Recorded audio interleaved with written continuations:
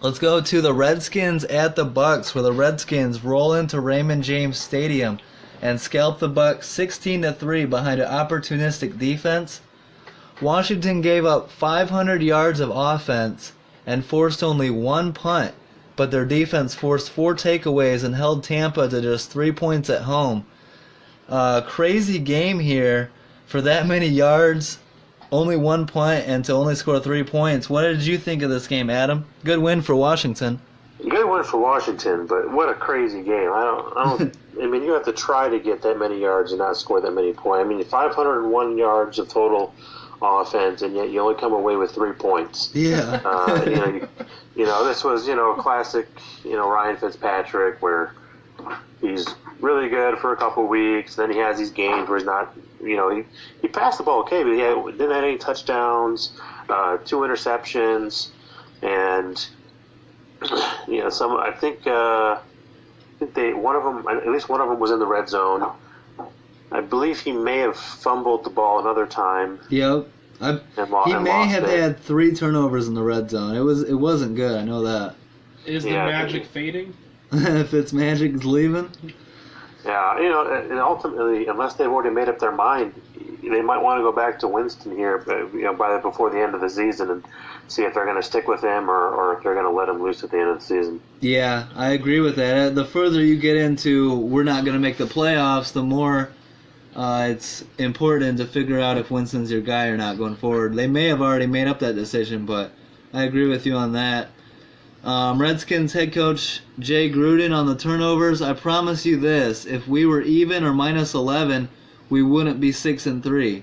It's been the difference so far. It's why we are where we are. That's talking about forcing the turnovers. Washington corner Josh Norman after the game, quote, "You can give up 1,000 yards, but if you get the win, it's all that matters," end quote.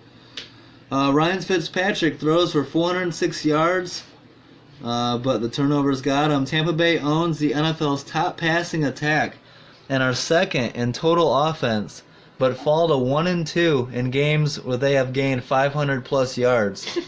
Incredible stat. And the Bucs defense fails to force a turnover for the 6th straight game. Stoyo, what's going on in Tampa? Not much. Dumpster fire. Yeah, it's just not good when you don't have security at your QB position, and that just cannot. It's hard to plan a full game plan when there's arguments in the locker room. D-Jax requested a trade not too long ago. Yeah. I don't know, just nothing good is coming out of Tampa. I believe the head coach will be fired at the end of the season, and I also think that Famous will not be coming back. Yeah, I agree. It could be a complete, Tampa Bay could be heading into a rebuild and looking at a totally different team next year. Can I just throw out this weird idea? Yeah. Do you see Famous and John Gruden working out next season? I've heard that rumor because I know that Gruden really liked Winston coming out of college. Adam, do you think that Gruden and Winston could have success together? Maybe. Jameis Winston, I think he's shown us who he is, and I don't know if John Gruden can fix that. Every coach thinks they can fix what's wrong with the quarterback, but he's just so turnover prone. I think he'd be better off sticking with Carr. Yeah, and we're going to get to that coming up next. We're going to have a conversation about Derek Carr and what he's got left in the tank and what he's doing. The Bucs' kicking struggles continue as Chandler Catanzaro goes 1 of 3 on field goals on Sunday, and on Monday, Catanzaro was released from the team.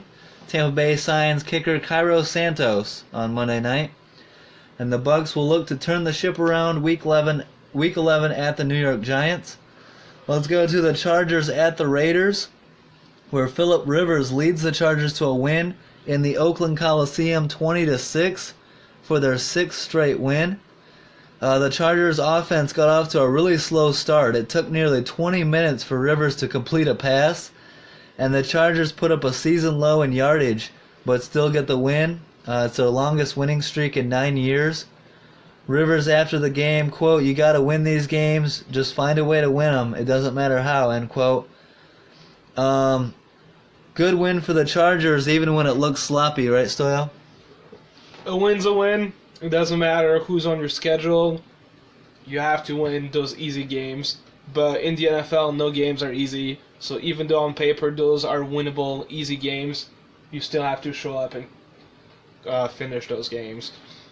Now, you picked the Chargers last year to beat the Chiefs for the division. The Chargers at this point are sitting only a game and a half back, and with a 6-game winning streak. Are you buying what LA's selling, or do you think the Chiefs will eventually end up taking the division? The Chiefs are probably going to take the division, but the Chargers are definitely competing for a wild card spot, and they could be dangerous in the playoffs. I would not want to face the Chargers and the wild card. Yeah, with Melvin Gordon too. He's really bringing a punch. What do you think on the Chargers, Adam? Yeah, they're playing really well right now.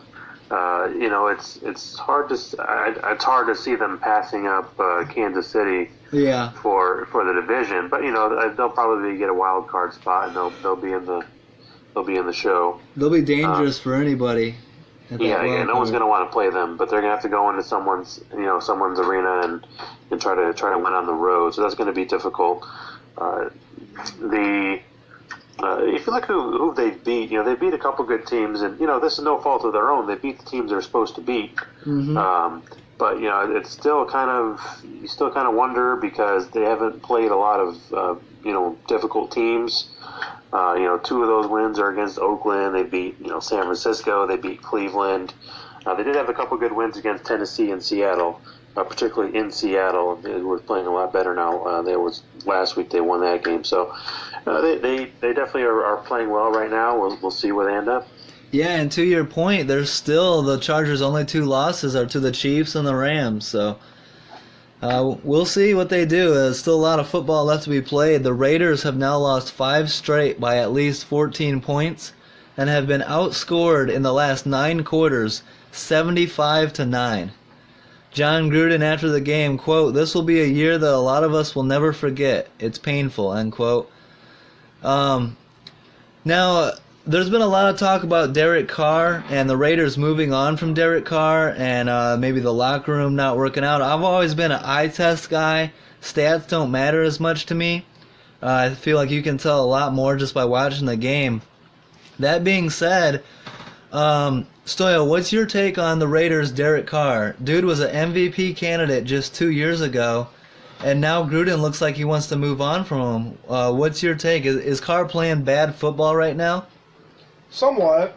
He's not playing greatest football out there or the best football he has played in his career. Yeah. But also, I think that coaching has a lot to do with it. Mm-hmm. And I don't think that Carr is in the best system he could be in. And maybe John Gruden is being a little bit stubborn and does not want to play to Carr's strength. I think that Gruden is definitely planning for the future, and he has a 10-year contract. So pretty much, I think that John Gruden is going to try to open his championship window somewhere from year 4 to year 7. Mm-hmm. Just a complete rebuild? A complete rebuild. So Derek Carr is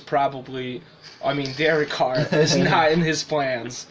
Unfortunately. Well, Adam, so you were saying that you think the Raiders should hang on to him, and I agree. That's probably the right move. But do you think that Gruden will hang on to him? Gruden seems to be a pretty hard-headed guy, and he wants what he wants. Let's say that the Raiders do move on from Derek Carr after the end of this year. Do you still see Derek Carr having good football left in him, and do you think that he can return to the once MVP level play? I think so. And really, I don't know if I was saying that they should keep him. I think ultimately I do. I was just, and before I was talking about just a comparison to Jameis Winston specifically. Okay. I do think they should probably keep him around. But hey, if Gruden doesn't want him, then it's probably not going to work out anyway. If you have like a fractured relationship, it's never a good thing anyway. So I imagine Gruden will be looking out in the draft, in a couple years, Tua Tagovailoa is going to be coming out. If they can, tank next season as well, Yeah. they might have a quarterback of the future in Tua when he comes out. So I don't know if they're thinking that far ahead. But I know for at least this season and probably next season, winning is not the priority. Damn, you just put an image in my head of Gruden at head coach, Tua wearing black and silver, and the Raiders playing in Vegas. That'd be a pretty crazy. The Raiders will look to get a win in Week 11 at the Cardinals. Let's go to the Dolphins. The Brock Osweiler-led Dolphins go to Lambeau Field. And too bad Osweiler couldn't find a way to beat the Packers. They get destroyed 31-12. Good game from Aaron Jones, the Packers running back. A career-high 145 rushing yards and 2 touchdowns. Rodgers tosses 2 touchdowns to Devontae Adams.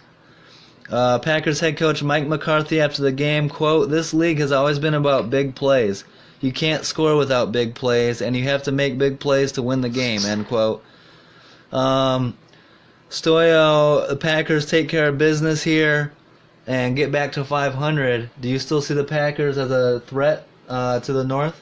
Always, when you have the best QB in the game, Yep. Packers are always a threat. I think this was a huge game for Mike McCarthy because I think he's on the hot seat right now.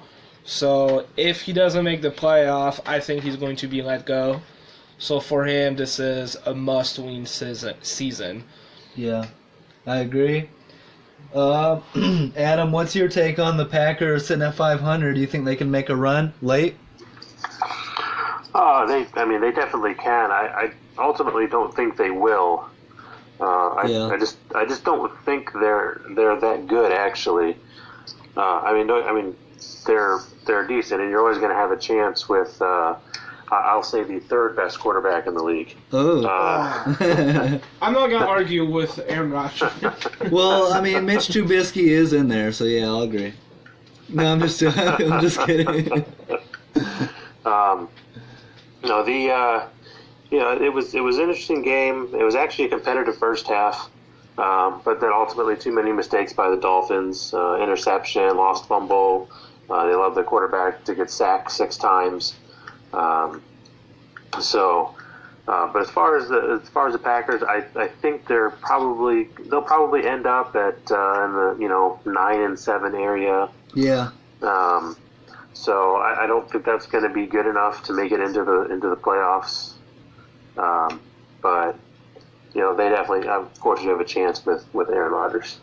Yeah, and I'm going to take credit for this because I called it in the preseason. I said this is going to be the year the Packers miss out on the playoffs, and this will also be the year McCarthy gets fired. I agree with you. I think they go 8-7-1 and miss the playoffs. I think they finish 3rd in the division. I forgot they were going to tie, yeah. Yeah, and I just think that team is pretty bad besides Aaron Rodgers. You take Aaron Rodgers off that team, I think they go 4-12 at best. So Aaron Rodgers is covering up for a lot of problems, and I think that he's ready for a new head coach, a new regime there in Green Bay, and definitely some more weapons to use. In this game, Dolphins kicker Jason Sanders ties the franchise record with 4 field goals made, but the Dolphins couldn't find the end zone. Adam Gase said, quote, "We turned it over and we didn't take advantage of opportunities," end quote. Brock Osweiler was sacked 6 times in this game, including 3 straight plays in the 4th quarter. And here's a good stat. Miami veteran running back Frank Gore hits 500 rushing yards on the season. And that's an NFL record for 14th straight season. He's done that, passing Emmitt Smith and Walter Payton. Wow. That's an interesting stat, 500 rushing yards. But he's the mark of consistency. And Frank Gore, you think Frank Gore is a Hall of Famer with these stats? Oh, absolutely. Yeah. And there's no question. What do you think, Stoyo? I wasn't, I guess by the stats alone, sure, but I don't remember him being a dominant back throughout his career. Maybe in San Fran he was, but yeah, I don't know. I would have preferred probably more success in the playoffs, but by these numbers alone, the longevity, Longevity, staying healthy. Yeah. Jim Harbaugh was quoted this week as saying Frank Gore was his favorite guy to coach all time. So good praise from Harbaugh. And the Dolphins head into their bye week and will look to get a win in Week 12 at the Colts.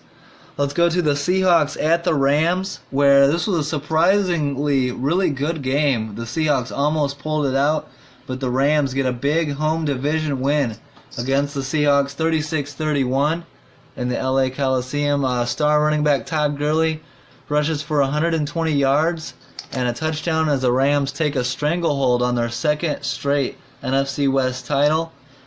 Gurley now leads the NFL with 17 touchdowns and has scored a touchdown in a franchise record 13 consecutive games, which that's a pretty impressive stat.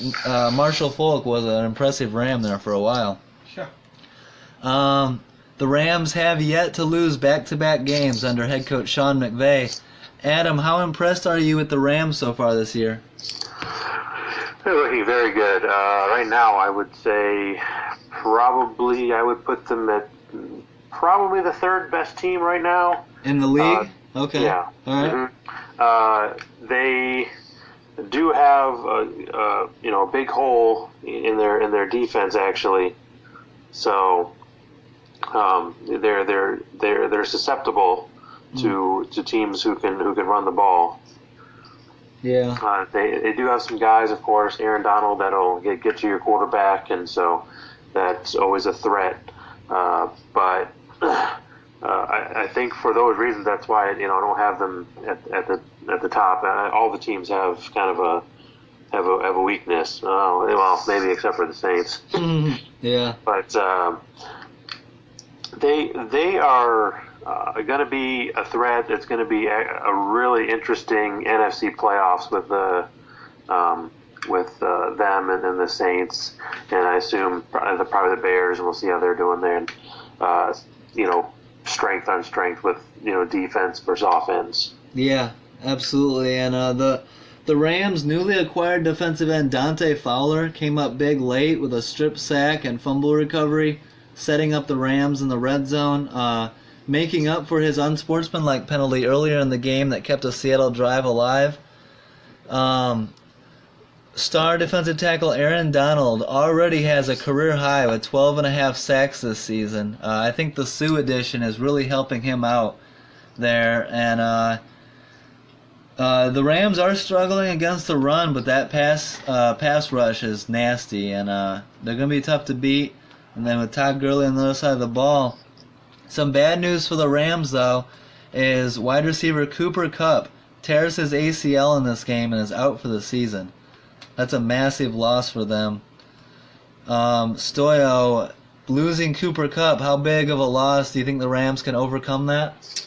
It's a huge loss for my fantasy team and for the Rams. Yeah. But the good thing about the Rams is to have so many weapons that they'll be able to be just fine. Yeah, it is a big loss, but like I said, Sean McVay is one of the best coaches in the league, and I'm sure he's going to find ways to overcome that loss. Yep. Yeah, I agree. I think that they'll be all right.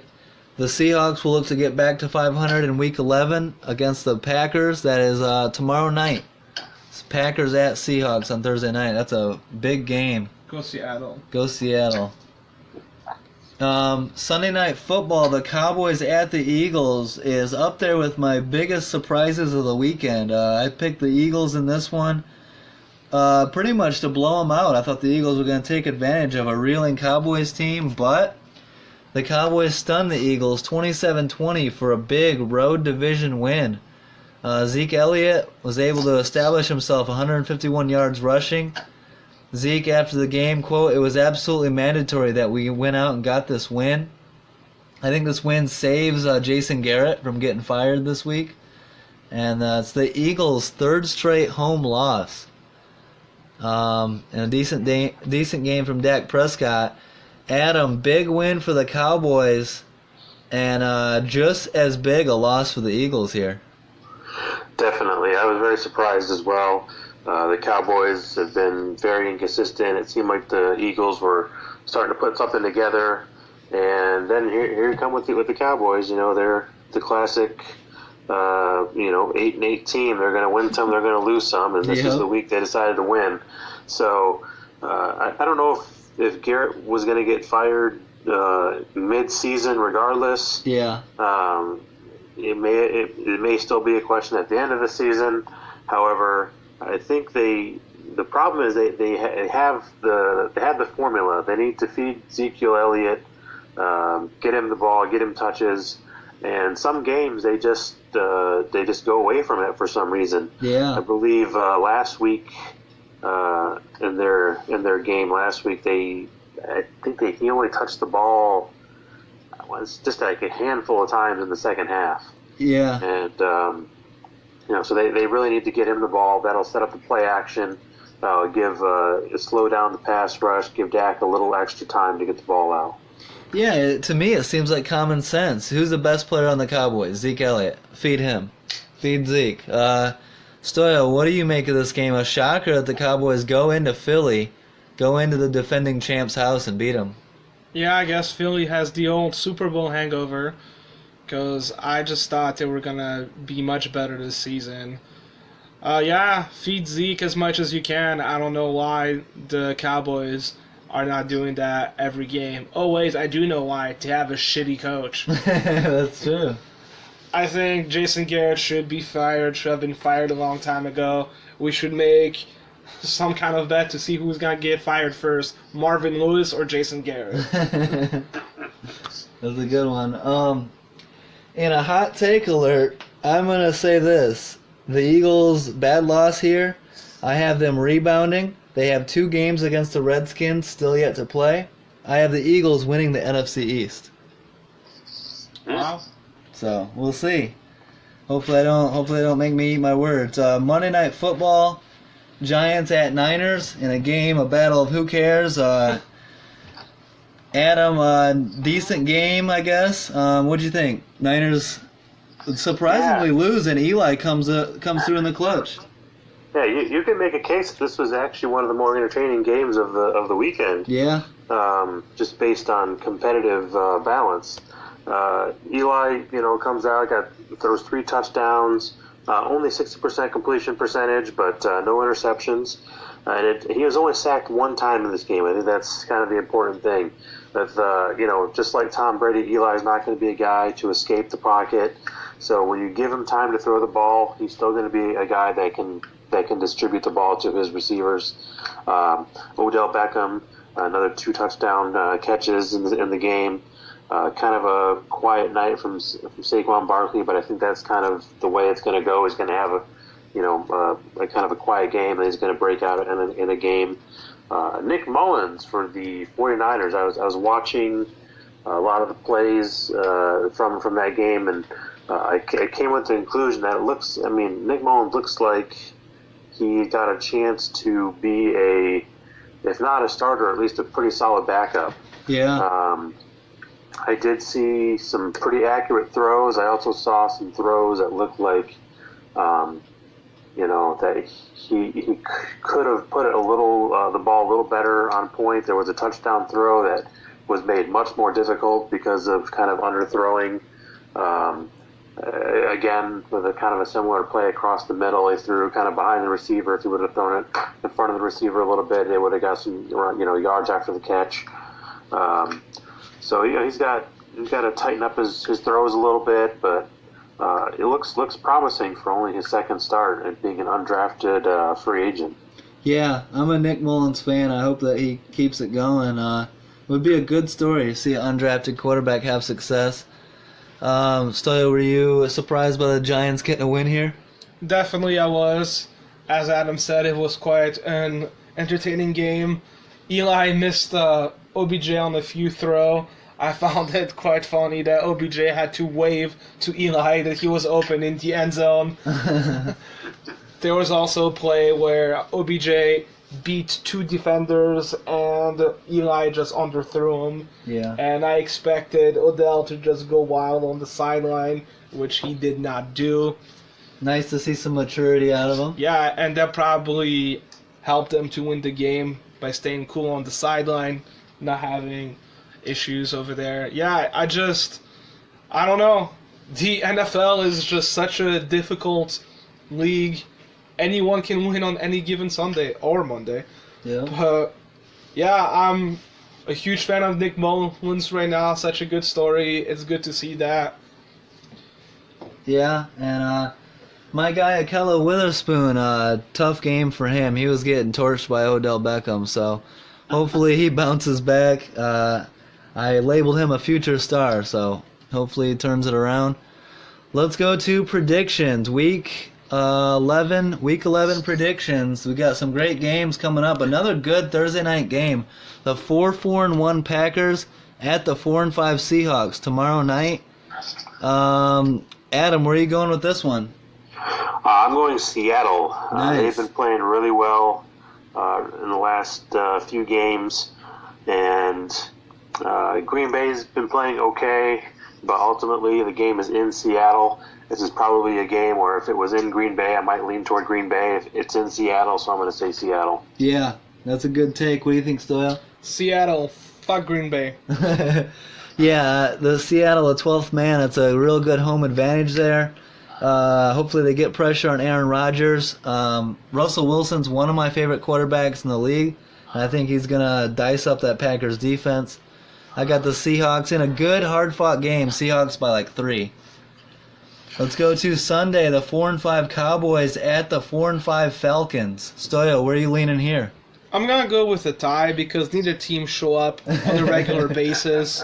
So this one's going to be a tied. 17-17. You heard it here first. A tie would hurt both these teams. What do you think, Adam?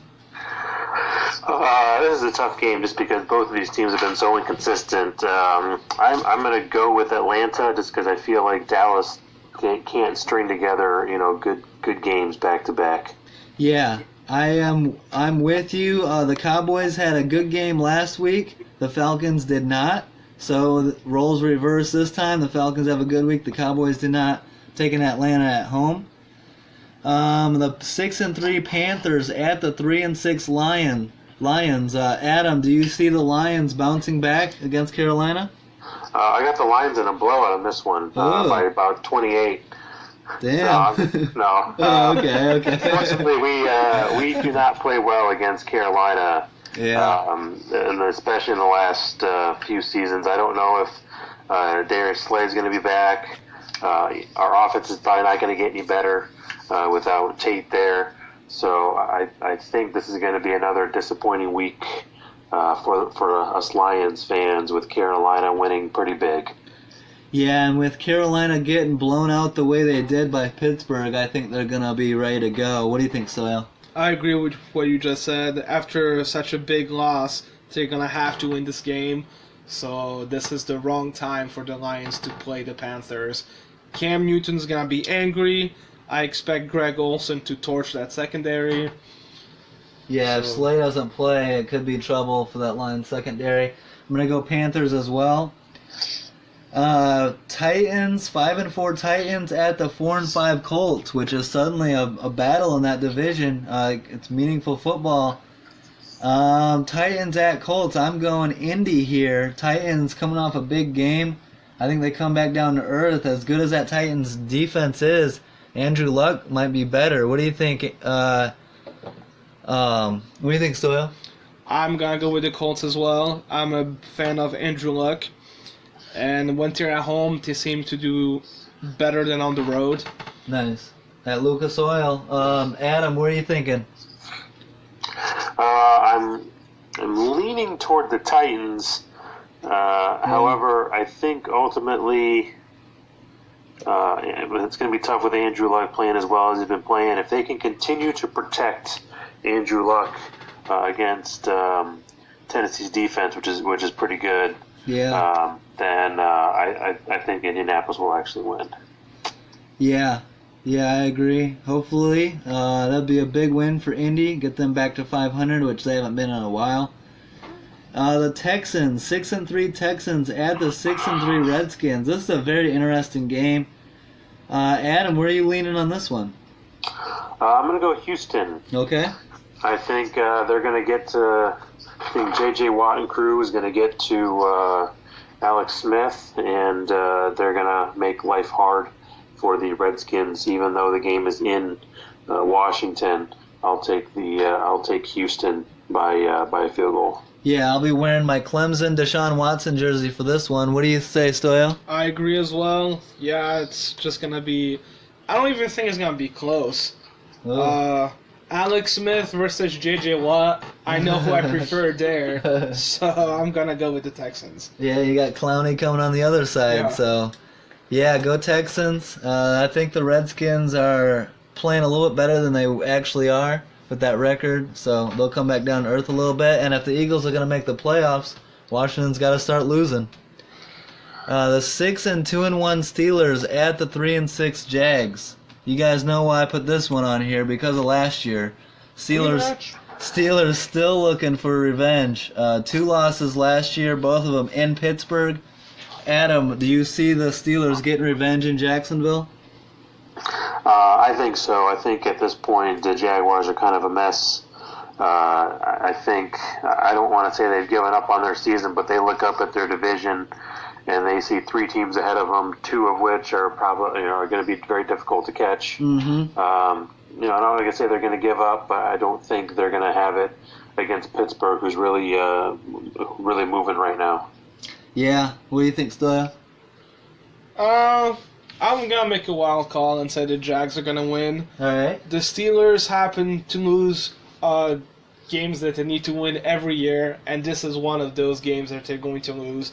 They need this game to get home field advantage in the playoffs, but they're going to manage to lose a winnable game. You know what? I'm right there with you, Stoyo. I'm picking the Jags. I've picked the Jags multiple times, and I can't stop picking them, even though they keep letting me down. But I just feel like Jacksonville's one of those teams that has Roethlisberger's number. They're gonna somehow force Roethlisberger into some turnovers. As good as the Steelers looked this last week, I think they'll come back down to earth, and maybe Jacksonville somehow finds a way to win this. I might be dead wrong, but I say the Jaguars win it against the Steelers. The 5-4 Ravens, or 5-4 Bengals at the 4-5 Ravens. I'm going Ravens here because they need the win. What do you say, Stoyo? I'm going to go with the Ravens because I hate the Bengals. Okay. And no A.J. Green, I think. So, Adam, what are you thinking? I'm also going to lead toward the Ravens, although that is not a confident pick. Yeah. Yeah, you never know with the Ravens, but I feel like this is a game they show up for. And the Bengals, more importantly, I feel like the Bengals are coming back down to earth where they belong. So, got the Ravens there. The 4-5 Eagles at the 8-1 Saints. And something I forgot to mention about the Saints is they signed veteran wide receiver Brandon Marshall. So this might be his best opportunity to get a playoff win, and who knows, maybe a deep run into the playoffs. Eagles at Saints. I'm going...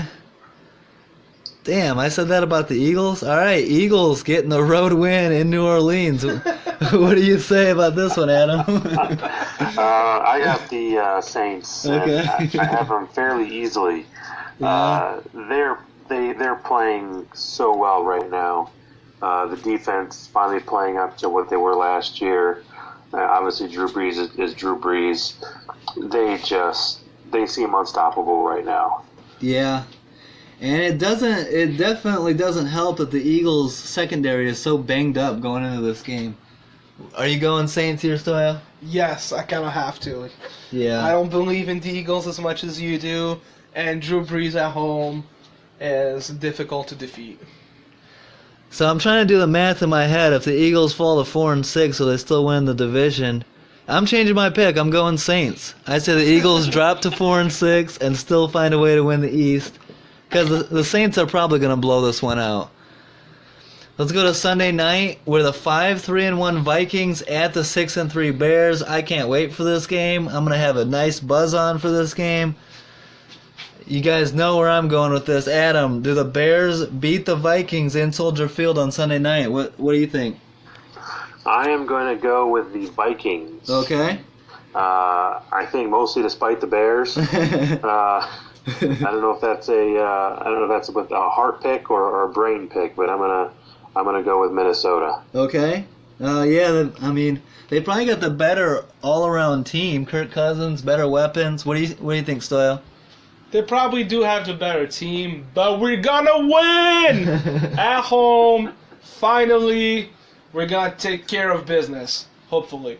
Yeah, I mean, this is a huge opportunity for us to put a big gap between first and second place in the North, take a little bit of the pressure off, get a statement win on prime time. The thing I'm happiest about was that we saw Khalil Mack close to 100% last week. We saw him making those plays that he was making the first 3 weeks of the season, and I say that's going to be the difference. Mack gets to Cousins and creates some chaos, and I got the Bears winning this one in a hard-fought 4-point victory. Let's go to Monday night with the 9-1 Chiefs at the 9-1 Rams in Mexico. In LA. No. I don't know where I'm going on this one yet. What do you say, Stoyo? I'm gonna go with the Rams. Okay. Actually, I should go with whoever has the ball last, but I'm gonna go with the Rams. Yeah. By like 3 points. Okay. Losing Cooper Kupp hurts, but the Rams. I'm leaning Rams on this one too. What do you say, Adam? I'm going Kansas City. Okay. I think with the hole in the Rams defense where they have problems with the run, I think Kareem Hunt's probably going to slice them up a little bit. Yeah. Also, with any type of pass rush, Patrick Mahomes can be mobile.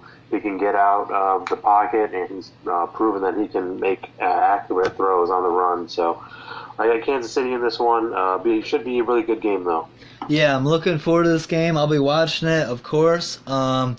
Losing Cooper Kupp hurts, and Kareem Hunt's going to go off, but I think that I expect a higher scoring game because of neither defenses really are that intimidating, but I will say this, that pass rush against Mahomes, I would like to introduce the young Mahomes to Aaron Donald and Ndamukong Suh and those guys. So go Rams. Let's bring the Chiefs back down to earth a little bit. And this one should be a hell of a week. Lots of good football ahead, so can't wait. Thanks, guys. Another successful week. Great stuff as always. Thanks, Adam. Thanks, Stoyo. You go. Yep. And I'll be in touch. We'll get you guys back on again, and appreciate it. Thanks for the support, everyone. Don't forget to like, subscribe, or leave a comment. And go Bears. All right. Peace out, guys. Bye. Yeah.